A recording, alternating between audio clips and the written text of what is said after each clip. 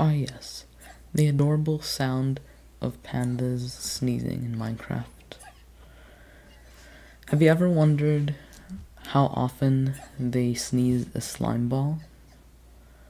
Well, today I'm gonna explain to you not only how often, but why it is that way.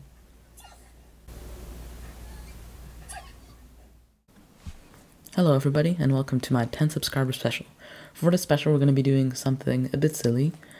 We're going to see why there's a 1 in 700 chance for a panda to sneeze a slime ball.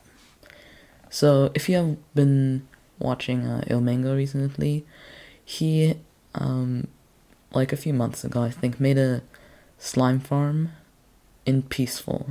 So, he used the mechanic that pandas sneeze, and you have a 1 in 700 chance to sneeze a slime ball. So today we're going to take a look at why that is.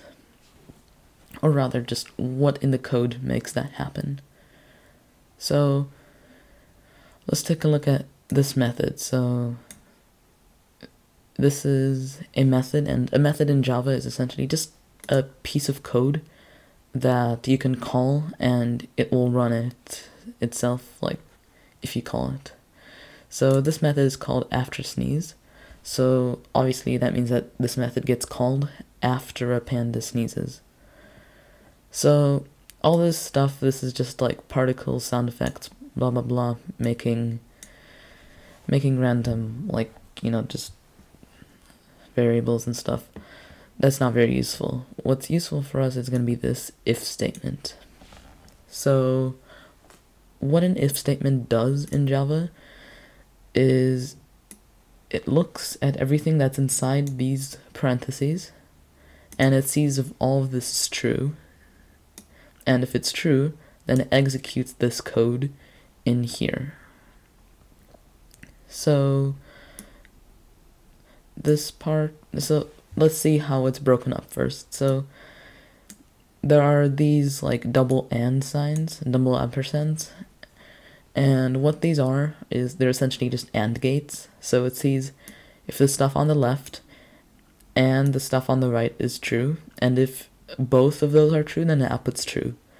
And same with this one, it sees if this is true and if this is true. So it sees the expressions on the left and the right and checks if they're true. So this is just some random, just random stuff.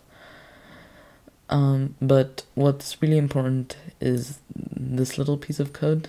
So let's take a look at what that is.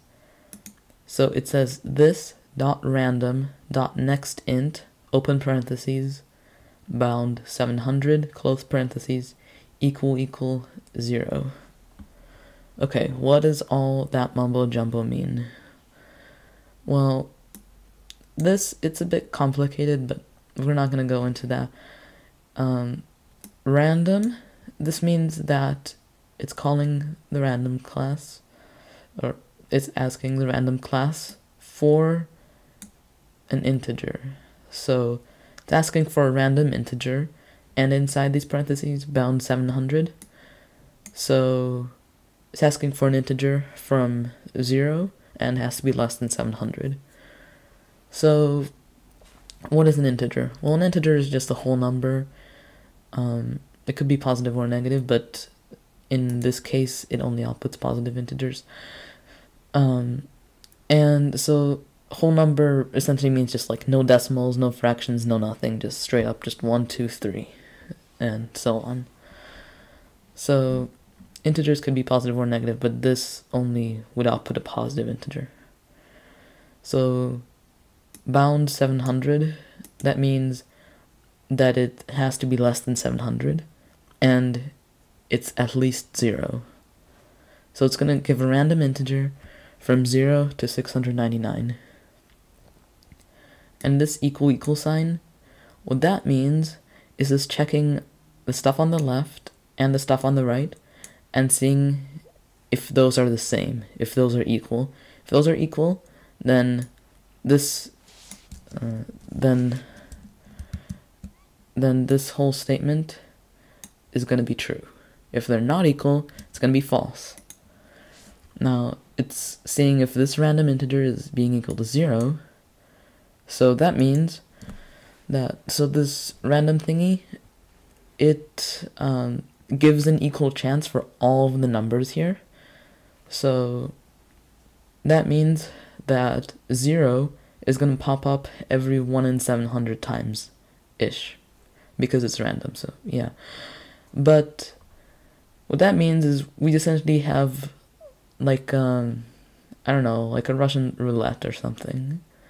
So if it lands on 0, then this is true.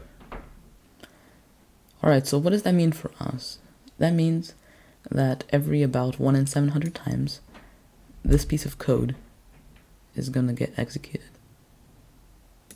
So every 1 in 700 times a panda sneezes, it's going to drop a slime ball. Not exactly 1 in 700 times because it's obviously random. But yeah. So that's why pandas have a 1 in 700 chance of sneezing a slime ball when they sneeze. So in case you're interested in how I get to all of this code and stuff, this is just the obfuscated 1.16.2 source code. So is the jar I had the obfuscation maps. You can get them from the Minecraft wiki. If you want a tutorial on how to get all of this code and stuff, then just leave a comment and I will probably make a tutorial on this soon. But that's going to be it for today. Thank you so much for watching. I'll see you next time.